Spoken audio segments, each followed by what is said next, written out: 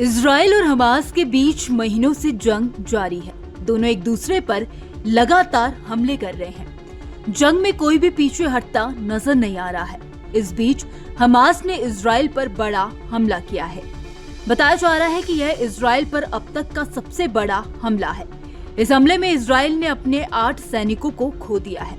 अपने सैनिकों को खोने के बाद इजराइल को बड़ा झटका लगा है। मीडिया रिपोर्ट्स के मुताबिक इजरायली सेना का एक बख्तरबंद वाहन विस्फोटक की चपेट में आने से 8 सैनिक मारे गए।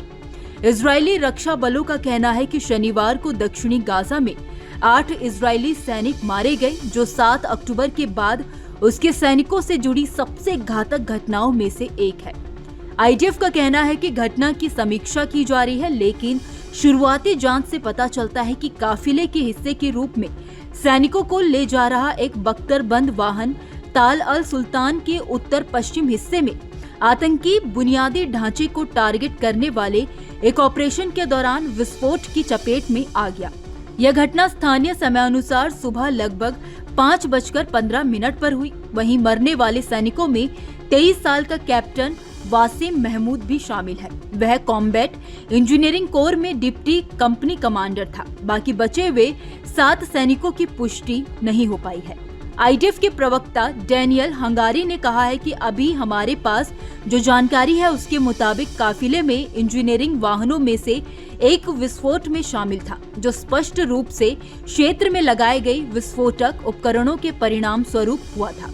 सेना की ओर से इस बात की भी जांच की जा रही है कि क्या शुरुआती विस्फोट के साथ ही वाहन में रखे विस्फोटकों में धमाका हुआ था। आईडीएफ ने कहा कि वर्तमान आंकलन यह है कि बख्तरबंद वाहन एक साइड बम विस्फोट के परिणाम स्वरूप फट गया। इसके अलावा वाहन पर इंजीनियरिंग उपकरण भी थे, जिनमें विस्फोटक सामग्री भी शामिल थी। बयान में आगे कहा गया है कि विस्फोट महत्वपूर्ण था और वाहन पर मौजूद विस्फोटक सामग्री के धमाके के कारण हुआ हो सकता है। ऐसा नहीं होना चाहिए और इसीलिए घटना की जांच की जा रही है। बयान के मुताबिक नुकसान इतना ज्यादा था कि मारे गए लोगों की पहचान करना और उनके शवों का पता लगाना मुश्किल था।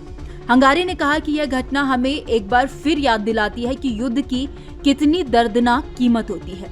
बहादुर योद्धा इजराइल के लिए अपना जीवन बलिदान करने को तैयार थे। हमास के इस हमले के बाद माना जा रहा है कि इजराइल अब चुप नहीं बैठने वाला है। ऐसे में इजराइल हमास पर जल्द बड़ा हमला करेगा, जिससे इजराइल और हमास में जंग और ज्यादा बढ़ सकती है। अब इस जंग पर कब विराम लगता है, कुछ कहा नहीं जा सकता। खैर, इस खबर में इतना ही। इस खबर को लेकर आपकी क्या राय है, आप हमें कमेंट सेक्शन में जरूर बताइए। वीडियो अगर पसंद आया हो तो वीडियो को लाइक और शेयर करना ना भूलें। बाकी देश और दुनिया की तमाम बड़ी अपडेट्स के लिए देखते रहिए न्यूज़ नेशन का डिजिटल प्लेटफॉर्म।